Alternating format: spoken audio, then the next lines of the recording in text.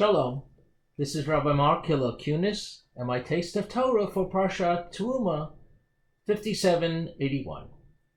Let me ask you, are you a pessimist or an optimist? There's a cloud of pessimism hanging over our country these days. Pessimism with the coronavirus that looks like it may linger for a while, and pessimism over our country so divided. So many of us don't have faith that things will get much better. Some of us feel like George Burns, who quipped, "At my age, I don't even buy green bananas."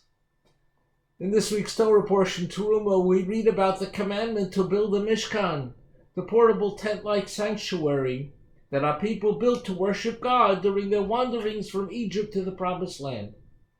As a temporary structure, it embodied optimism, the hope that once they were to be settled in the land, they'd have a permanent temple.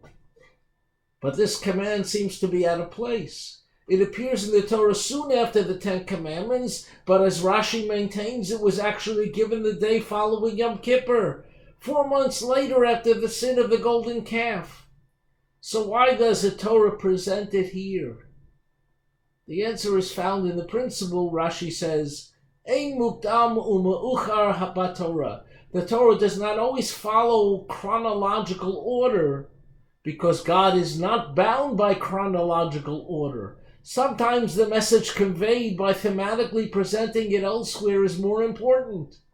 The message of presenting it after the giving of the Torah at Sinai is that connecting to God through worship and prayer is just as important as all the other mitzvot of Jewish life.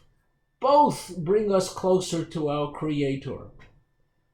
Another takeaway of the juxtaposition of these passages that don't follow chronological order is that our hopes and dreams for the future do not always proceed in a neat, linear progression. Sometimes there are setbacks. God may know the future. We humans, however, are notoriously inept at figuring it out.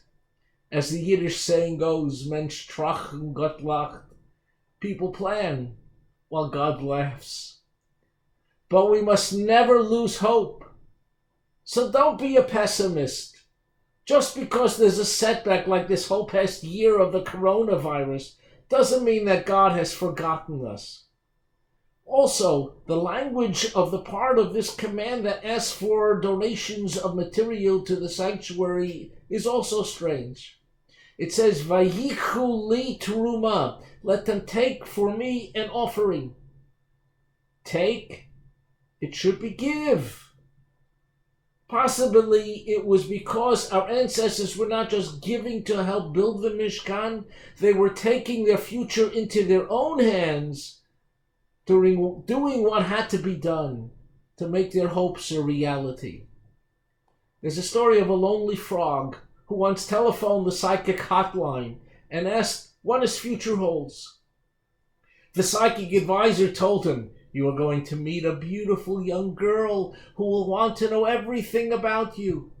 The frog is thrilled. Perhaps she will kiss me and I'll turn into a prince, he thinks. This is great. Will I meet her at a party, he croaks. No, says the psychic. You'll meet her in a biology class. The frog was naive.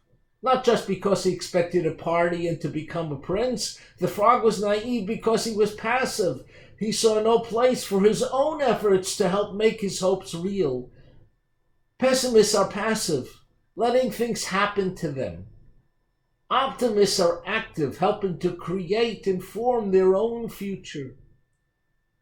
My friends, the Torah challenges us to see the story of our lives from more than one side, to have trust in the things we see as well as the things we can't see. And so an optimist thinks this is the best possible world, while a pessimist fears this is true. An optimist sees opportunity in every difficulty.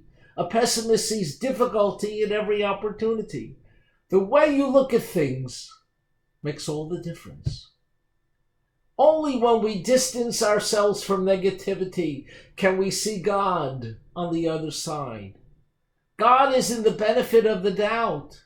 when we're able to see God even in the tragedies of life, even during this COVID pandemic, we can find the light to get us through. So I ask you again, are you an optimist or a pessimist? Yes, there will always be disappointments and setbacks. That's life. But Judaism teaches us to have faith that our green bananas will ripen, that our hopes and dreams just may come to fruition. So be an optimist and embrace your life. Have a great Shabbos.